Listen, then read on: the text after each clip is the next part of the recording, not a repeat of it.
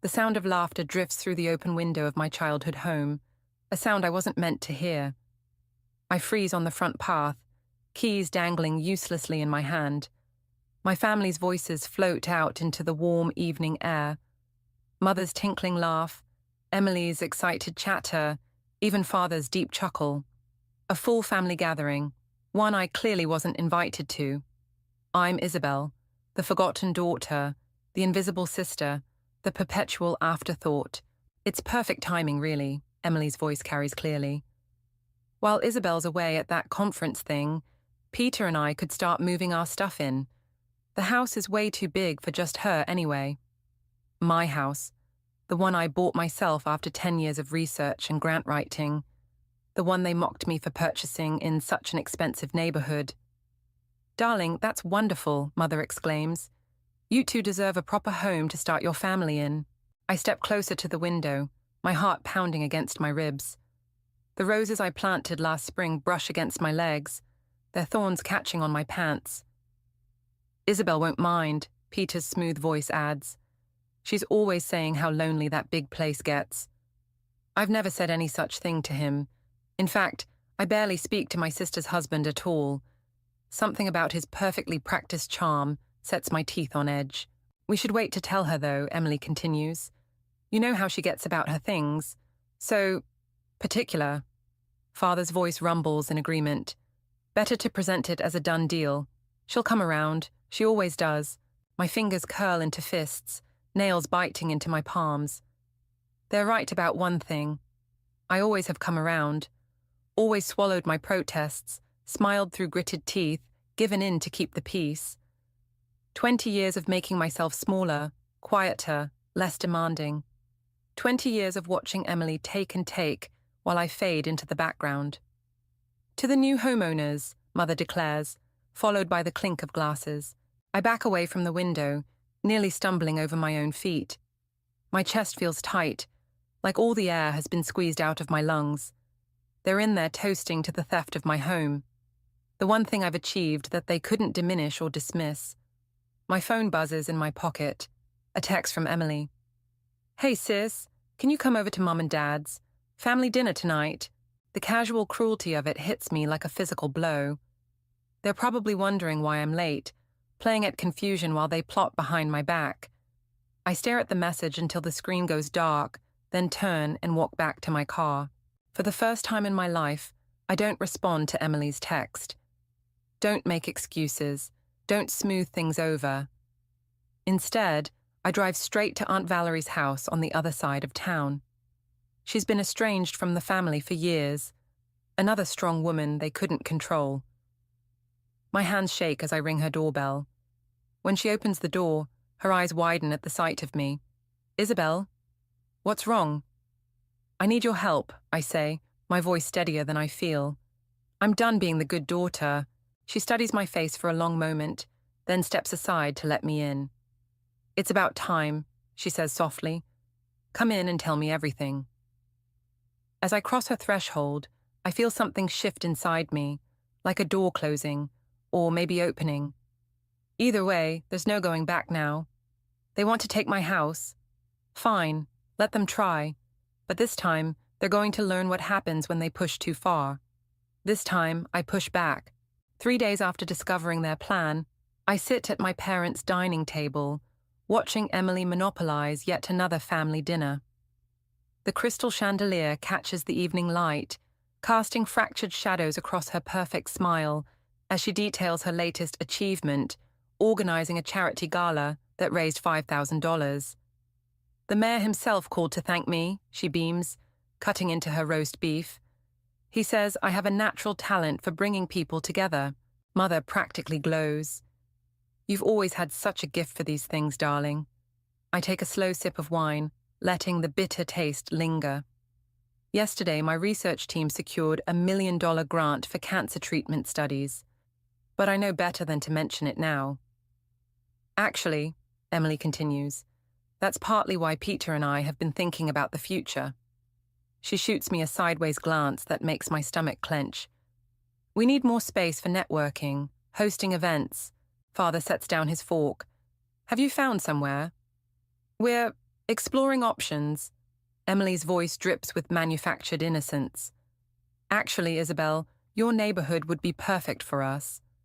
I carefully place my wine glass on the table. Really, houses there are quite expensive. Oh, we have ways of making it work, Peter chimes in, his smile never reaching his eyes. The market's full of opportunities if you know where to look. Speaking of opportunities, I say, my voice steady despite my racing heart. Did you ever sort out that issue with your investment firm, Peter? The one that made the news last month? The silence that follows is delicious. Peter's smile falters for just a fraction of a second. What issue? Mother asks, looking between us. Just a minor regulatory misunderstanding, Peter recovers smoothly. All resolved now. Isabel must have seen some outdated article. Funny, I continue. Butter wouldn't melt in my mouth, because I could have sworn I saw something about it just yesterday. Isabel, Father cuts in sharply, let's not discuss business at dinner. Emily was telling us about her charity work. Of course she was. Emily was always telling us about something. I watch her shoot Peter a reassuring look, her hand finding his under the table. The diamond on her finger catches the light, probably worth 3 months of his salary, if he actually earned what he claimed. Well, Emily chirps, clearly eager to change the subject, we have more exciting news. We're thinking about starting a family soon. Mother gasps in delight. The crystal glasses practically vibrate with her joy. Oh, darling, that's wonderful. Isn't it? Emily's eyes find mine again, triumphant. We'll need plenty of space for a nursery, of course, and a yard for the children to play in. The implication hangs in the air like smoke. My house has 4 bedrooms, a sprawling backyard, everything a growing family could want. Your sister's house would be perfect, Mother says, as if reading from a script. Isabel, you barely use half those rooms anyway. My fingers tighten around my fork. I use every room in my house, Mother. The 2nd bedroom is my home office, the 3rd is my library, and the 4th. But you're hardly ever there, Emily interrupts. Always at the lab, or at those boring conferences. Those boring conferences are where I present my research, I say, my voice taking on an edge. Research that could help save lives. Father waves his hand dismissively. Yes, we know all about your work. But family should come first, Isabel. Your sister needs... What about what I need? The words escape before I can stop them, sharp and clear in the suddenly silent room. 4 pairs of eyes stare at me in shock. I've broken the cardinal rule. I've disrupted the carefully maintained fiction of our perfect family dynamic. I think, I say, standing slowly, I should go. Don't be dramatic, Isabel, Mother starts, but I'm already moving toward the door. Thank you for dinner, I say, my voice perfectly controlled. I'll see myself out. As I walk to my car, I hear the front door open behind me. Izzy, wait, Emily calls out, using my childhood nickname like a weapon. You're being ridiculous. We're family. We're supposed to help each other. I turn to face her, illuminated in the porch light like an angel in a Renaissance painting. For the first time, I see her clearly. Not as my beloved little sister, but as the person she's become. Yes, I say softly, we are family. Remember that when everything falls apart. I leave her standing there, mouth open in surprise. In my rearview mirror, I watch her figure grow smaller, still framed in the doorway like a portrait of innocence about to be shattered. Aunt Valerie's living room feels like a confessional at midnight. Files spread across her coffee table, illuminated by a single lamp, casting long shadows on the walls. She hands me a thick manila envelope, her expression grim. You need to see this, Isabel. Her voice is steady, but her hands shake slightly. I've been tracking Peter's business dealings since he married Emily. What I found, it's worse than we thought. I pull out document after document, bank statements, property records, legal notices. Numbers blur before my eyes until one figure makes me stop breathing. This can't be right. Your parents remortgaged their house 6 months ago, Aunt Valerie confirms. They gave Peter the money for his investment scheme, nearly everything they had. The pieces click together with sickening clarity. That's why they want my house. They're not just helping Emily, they're desperate. Peter's firm is under federal investigation, she continues, sliding another document toward me. These complaints go back 3 years. Ponzi scheme, fraud, embezzlement. My phone buzzes. Another text from Emily. Can we talk? I hate how we left things. I ignore it, focusing on the papers in front of me. Does Emily know? About the investigation? No. About your parents' money? Maybe. But there's more. Aunt Valerie pulls out her laptop, turning it toward me. Look at these property records. My eyes scan the screen, catching on familiar addresses. These are all foreclosures. Houses in my neighborhood. Peter's been buying them through shell companies, flipping them for profit. But look at the sale prices versus the actual market value. The numbers don't add up. Can't add up. Unless a knock at the door makes us both jump. Through the window, I see Emily's car in the driveway. Isabel? Her voice carries through the door. I know you're in there. Your car's outside. Aunt Valerie helps me gather the documents, shoving them into a drawer. When I open the door, Emily bursts in like she owns the place. What are you doing here? She demands, looking between us. With her? Having tea with my aunt, I say smoothly. Is that a crime? Emily's perfect composure cracks slightly. You know Mother and Father don't approve of... Of what? Aunt Valerie cuts in. Of the only person who told them the truth about their precious son-in-law 3 years ago? Emily's face flushes. That was different. Peter explained everything. Did he explain why our parents had to refinance their house? The words escape before I can stop them. The color drains from Emily's face. How did you... No. I step closer. The same way I know about the federal investigation into Peter's firm. The same way I know about the foreclosure scheme he's running in my neighborhood. You don't understand, Emily whispers. He has a plan. He's going to fix everything. With my house? My laugh sounds hollow even to my own ears. Is that why you're really here? To make sure I don't ruin your husband's latest con? It's not like that. Emily's voice rises, hysteria creeping in. We just need time, a few months in your house while we sort things out. Peter says a lot of things, Aunt Valerie interjects. But the numbers don't lie. Emily's face hardens. You've always been jealous of me, both of you. You can't stand that I'm happy, that I have everything you don't. Everything I don't? I gesture to the room around us. I have a career I built myself, a home I earned. What do you have, Emily? A husband who's about to drag our whole family down with him. You're wrong about him, she says, but her voice wavers. And if you try to interfere, I'll make sure Mother and Father never speak to you again.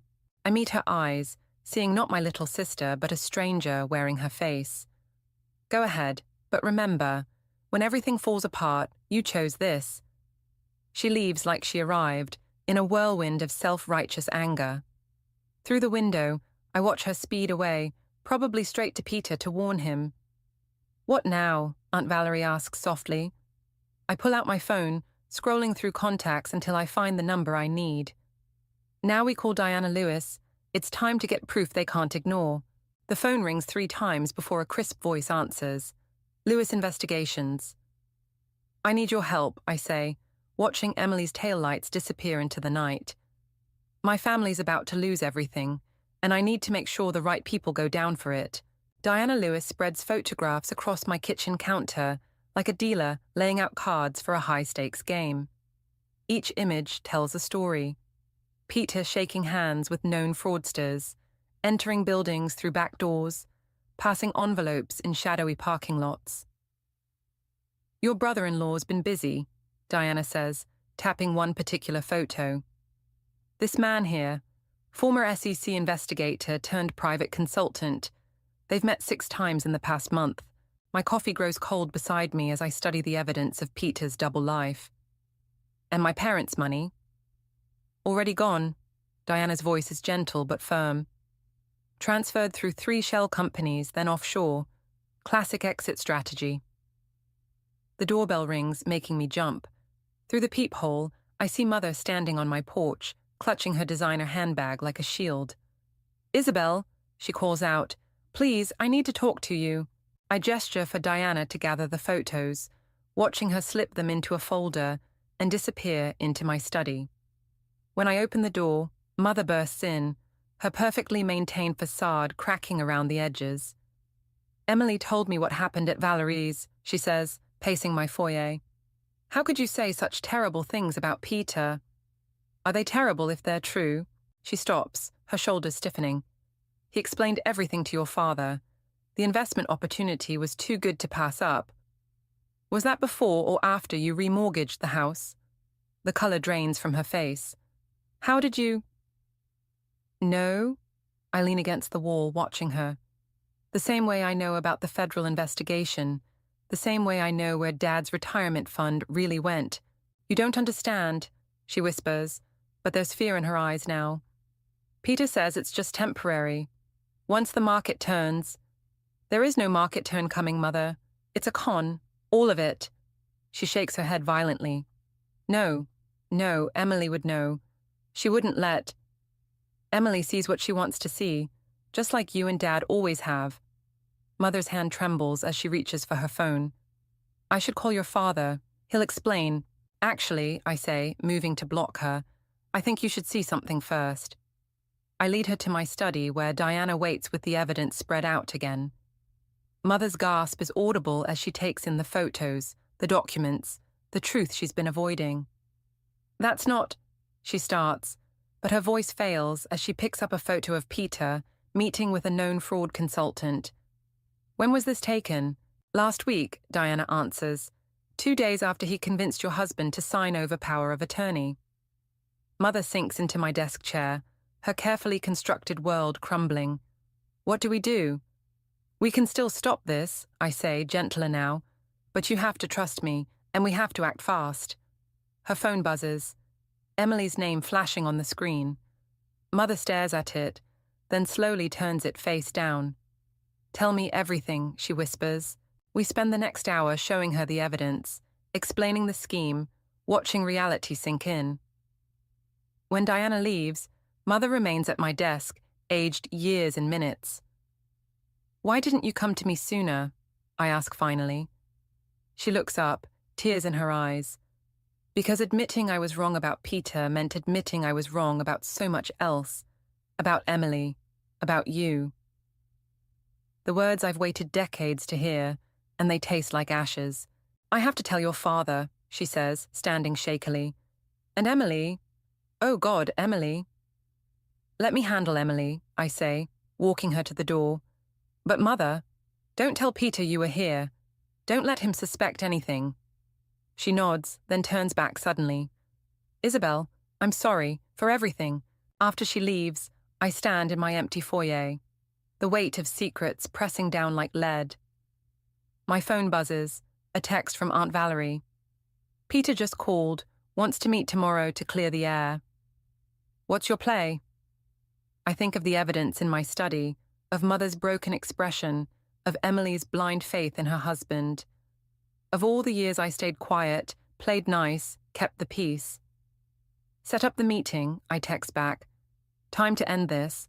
My finger hovers over the send button for just a moment. Once I press it, there's no going back. No more playing the good daughter, the understanding sister. No more peace to keep. I press send. The cafe Peter chose sits at the edge of the financial district, all glass and chrome, and carefully cultivated sophistication.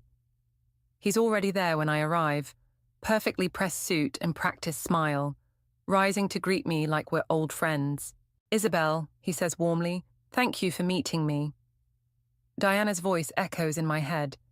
Remember, let him talk. The more comfortable he feels, the more he'll reveal. The wire beneath my blouse feels like it's burning against my skin. Peter, I reply, sliding into the seat across from him. I assume this is about the house. He laughs, all charm and ease. Always straight to the point. That's what I've always admired about you.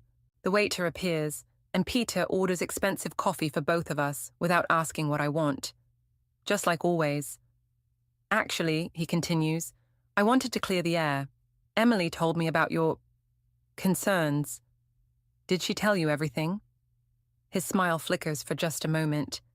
She mentioned you've been talking to Valerie, looking into my business dealings. The coffee arrives, and I watch him add exactly 2 sugars to his cup. Such precise movements for a man who's stolen millions. I have to admit, he says, I'm hurt. If you had questions about my investments, you could have come directly to me. Like my parents did. His expression doesn't change, but his knuckles whiten around his cup. Your parents made an informed decision to invest in their future, our future, as family. Family, I repeat, tasting the bitterness of the word. Is that why you're planning to move into my house? Because we're family? Isabel, he leans forward, voice dropping conspiratorially. I know you think you've uncovered something sinister, but you're only seeing pieces of a much larger picture. Let me explain. My phone buzzes, a text from Diana. FBI moving in on his office now, keep him talking. Actually, I cut him off, I'd love to hear about the larger picture, starting with the offshore accounts. The charm vanishes from his face like a mask being stripped away. Who have you been talking to? Does it matter? The FBI is probably asking the same questions right now. He goes completely still, and for the first time, I see the predator behind the polish. What have you done? What you forced me to do. I pull out my phone, showing him the live news alert about raids at his firm. It's over, Peter. He moves so fast I barely register it, grabbing my wrist across the table, coffee cups clattering. You have no idea what you've started, he hisses, all pretense gone. Your parents will lose everything. Emily, let go of me. My voice carries across the cafe, heads turning. Emily's pregnant. The words hit like a physical blow. You're lying. 2 months along. His grip tightens. Still want to destroy your sister's life?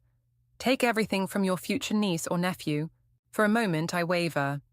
Then I remember Mother's broken expression, the years of manipulation, the casual cruelty masked as family loyalty. If Emily's really pregnant, I say quietly, then she deserves to know the truth about her child's father. His phone starts ringing, probably his partner's discovering the raid. In the distance, sirens wail. Last chance, Isabel, he says, voice deadly calm. Walk away now. Let me handle this. Or I promise you, what's left of this family won't survive what comes next. I lean forward, meeting his eyes. You know what your mistake was, Peter. Thinking I still cared about saving this family.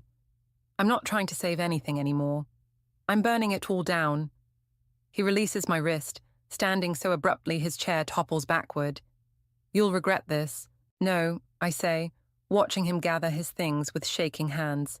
I really won't. As he strides out, already barking orders into his phone, I send a quick text to Diana. He's running. Her response is immediate. We've got eyes on him. You okay? I look down at my wrist, already bruising, physical proof of what's been hidden beneath the surface all these years. My phone starts lighting up with messages. Emily, Mother, Father, all demanding explanations. No, I text back to Diana. But I will be. I leave enough cash on the table to cover the untouched coffee and walk out into the sunlight. Behind me, Peter's perfectly ordered world is crumbling. Ahead of me lies the wreckage of everything I once called family. And somewhere in between, I'm finally finding my voice. My parents' living room has become a battlefield. Evidence folders spread across the coffee table like landmines, Diana's photographs scattered like shrapnel, and in the center of it all, my family fracturing before my eyes. This is absurd, Father thunders, throwing down the bank statements. Peter would never... He already has, I cut in, sliding forward another document. Your retirement account, Dad. Check the balance.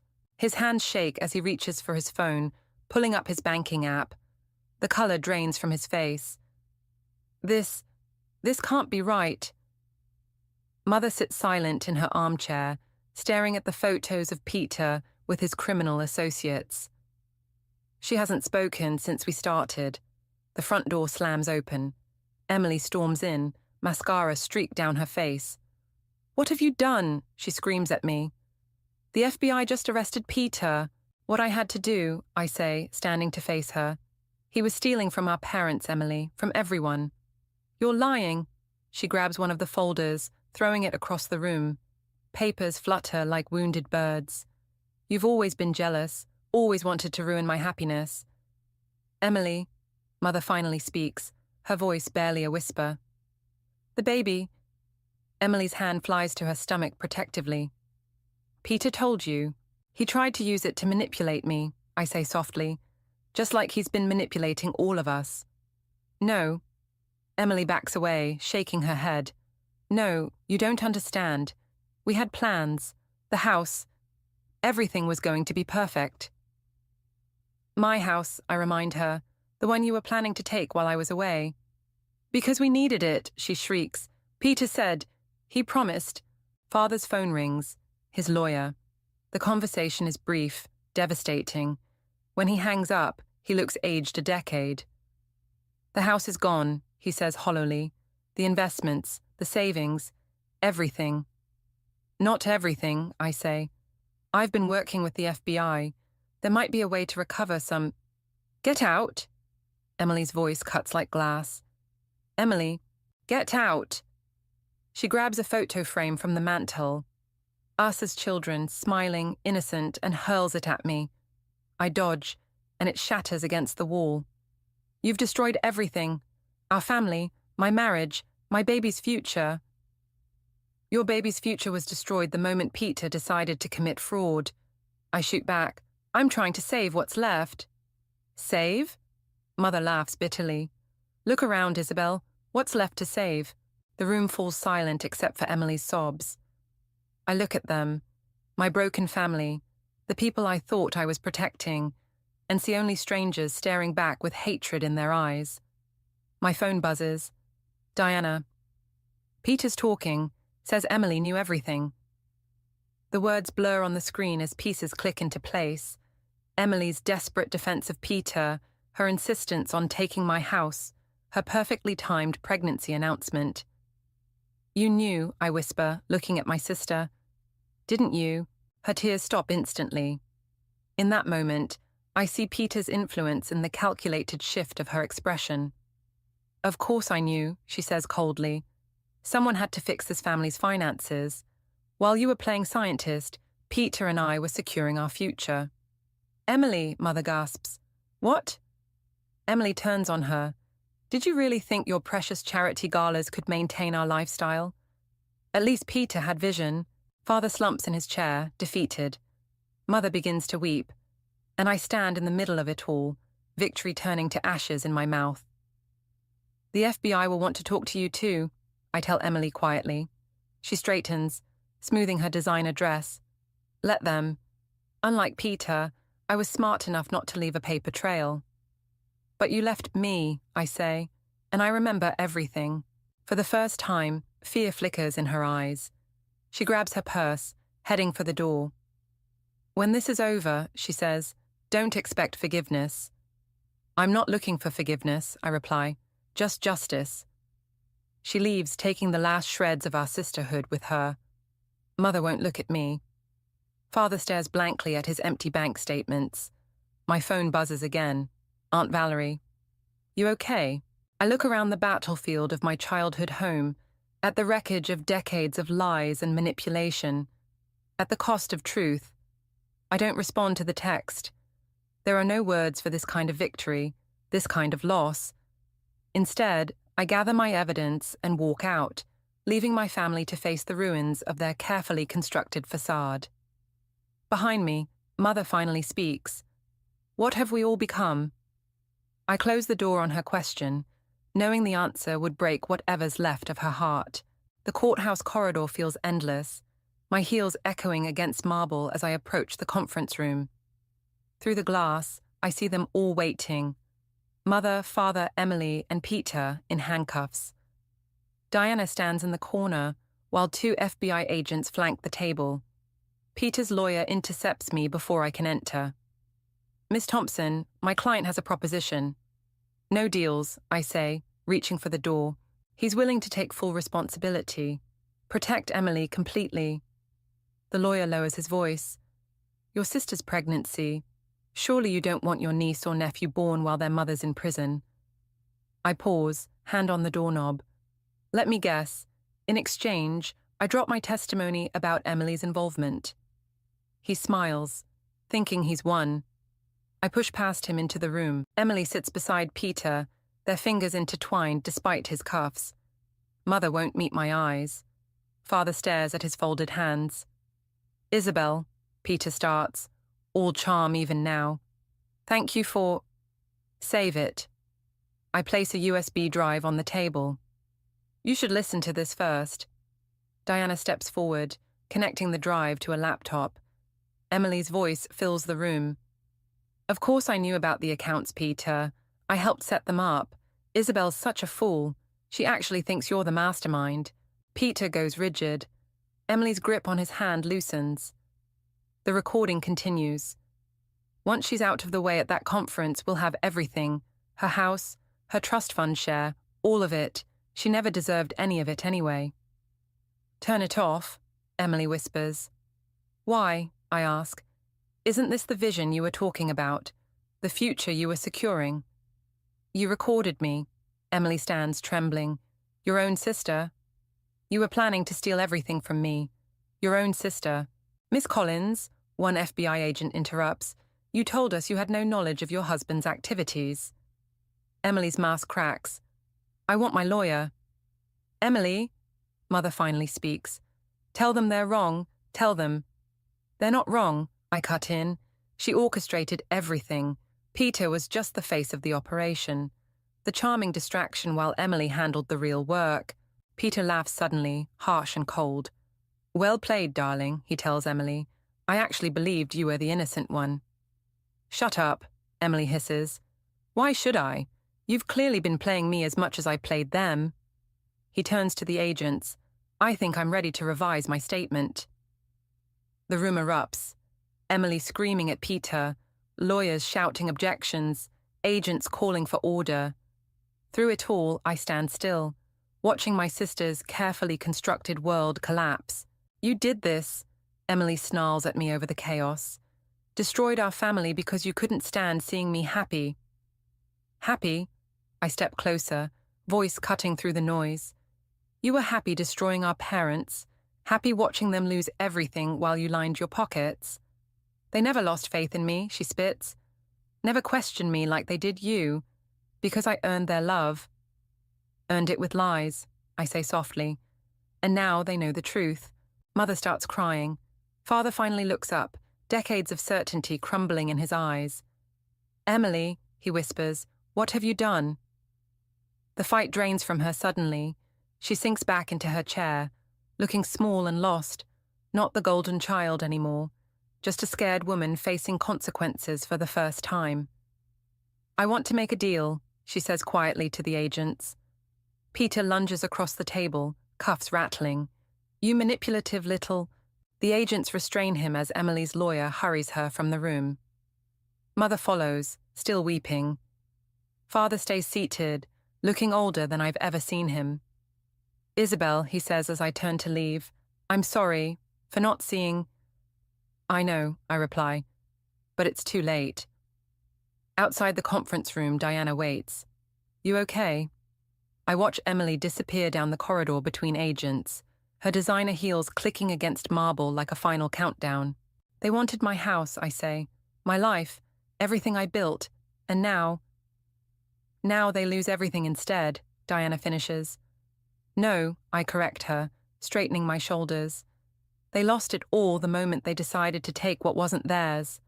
I just made sure they couldn't pretend anymore. I walk away from the wreckage of my family's lies, leaving behind the perfect daughter, the golden child, the sister I thought I knew. Ahead lies uncertainty, but at least it's honest. Sometimes revenge isn't about destroying someone else's world. Sometimes it's about refusing to let them destroy yours. The nursery mobile spins slowly above an empty crib, casting butterfly shadows on freshly painted walls. Emily's baby shower invitation sits unopened on my desk, forwarded by Mother, who still hopes for reconciliation even after the sentencing. I pack the mobile carefully into its box. a gift purchased in a different life before I knew the truth about my sister, before she chose greed over family. The doorbell rings. Through the peephole, I see Father standing on my porch, looking smaller somehow in his worn jacket. No more tailored suits, since the restitution payments began. "The house is being sold," he says when I open the door. No greeting, no pretense. "Your mother and we can't keep up with the payments anymore." I step aside, letting him in. He pauses in my foyer, eyes catching on the family photos I haven't taken down yet. "Emily's lawyer called. She's asking for character witnesses for her hearing." "And?" I told him no. His voice cracks. I can't lie anymore." The silence stretches between us, heavy with decades of unspoken truths. He moves to my living room window, staring out at the garden I've finally had time to tend. "Your roses are blooming," he says softly. "They do better when no one's trying to take them from me." He flinches, deserved pain. "Isabel, don't." I pick up the baby shower invitation. "Have you visited her?" "Once." He turns from the window. "She's different in there, smaller, like the Emily we knew was just a costume she wore. Maybe that's who she really is when she can't take things from other people." The invitation crumples in my hand. Father watches, his face lined with fresh grief. "We failed you both," he says finally. "Gave Emily everything she wanted, taught her she could take whatever she desired. And you," he stops, swallowing hard, "we taught you to expect nothing." "You taught me to build my own life," I correct him, "even if that wasn't your intention." My phone buzzes. A text from Diana. "Peter took the expanded plea deal, rolling on everyone." "Emily will serve the full term," I tell Father. "Peter's testimony ensures that." He nods slowly. "Good." The simple word carries the weight of transformation. A father choosing justice over protection, truth over comfort. "We're moving in with Valerie," he says suddenly. "Your mother and She offered, after everything." A laugh escapes me, sharp and surprised. "The sister you shunned for 20 years, taking in the family that cast her out. Life has a way of burning down what we thought we knew." He moves toward the door, then stops. "Your mother wants to know. Will you come for Sunday dinner? At Valerie's?" I think of all the Sunday dinners where I sat silent, watching Emily shine, of mother's dismissals and father's blind spots, of the family we were, and the broken pieces we've become. "I'll think about it." He accepts this with a nod, understanding it's more than he deserves. At the door, he turns one last time. "The roses really are beautiful, Isabel. I'm sorry I never noticed before." After he leaves, I carry the mobile to my car. The women's shelter downtown always needs donations, and somewhere, a baby who isn't born from lies might enjoy watching butterflies dance. My phone buzzes again. "Aunt Valerie, you okay?" I look at my house, truly mine now, no threat of theft or invasion, at my garden, blooming wild and free, at the life I've built, stronger for having been defended. "Yes," I text back. Then, after a moment, "Save me a seat for Sunday dinner?" Her response is immediate. "Always had one for you, just waiting for you to claim it." I drive away from my house, the mobile box secure beside me. Ahead lies a future I never expected. Sunday dinners with Aunt Valerie, parents learning humility, a sister serving time for her crimes. Not revenge exactly, not forgiveness either. Something in between, where truth lives, where butterflies cast shadows on empty cribs, and roses bloom fiercer for having been protected, where family isn't what you're given, but what you choose to build from the ashes of what burns away.